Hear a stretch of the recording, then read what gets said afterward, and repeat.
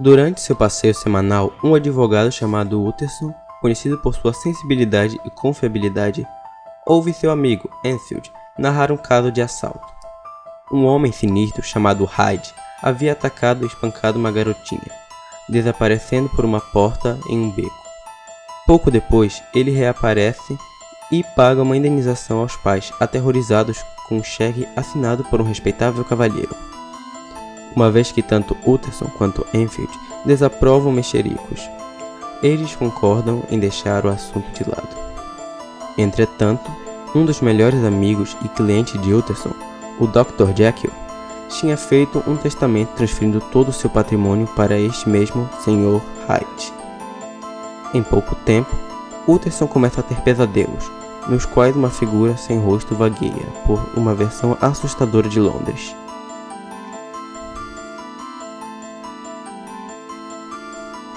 O advogado visita Jekyll e um amigo comum de ambos, o Dr. Lyon, para tentar saber mais. Lyon diz que não tem mais visto Jekyll.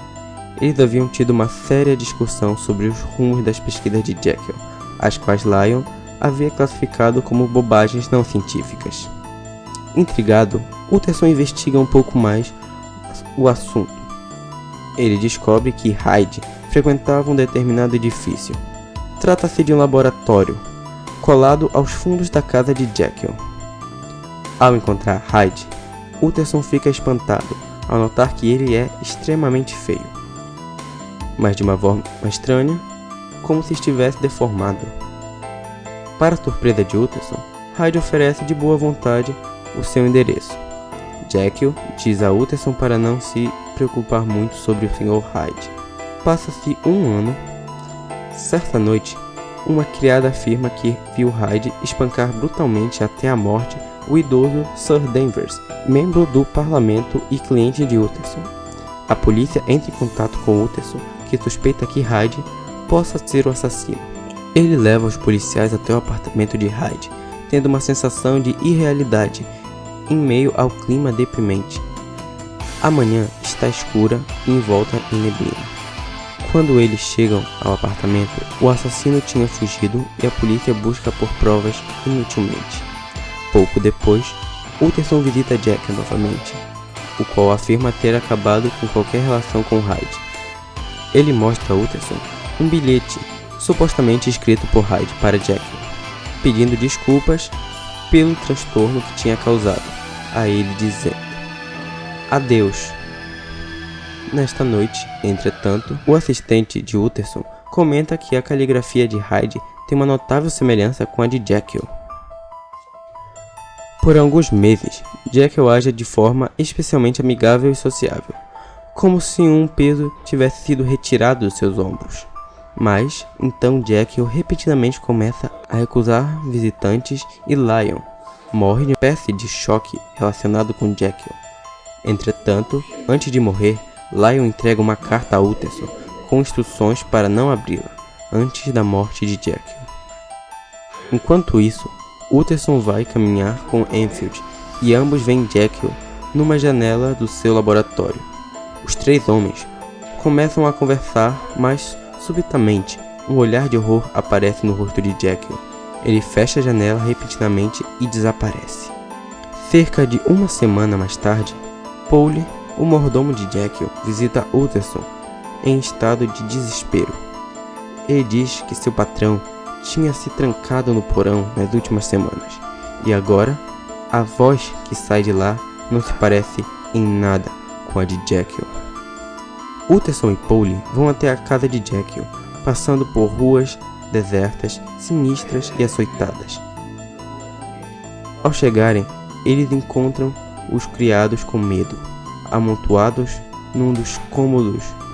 Depois de discutirem por algum tempo, os dois decidem arrombar a porta do laboratório.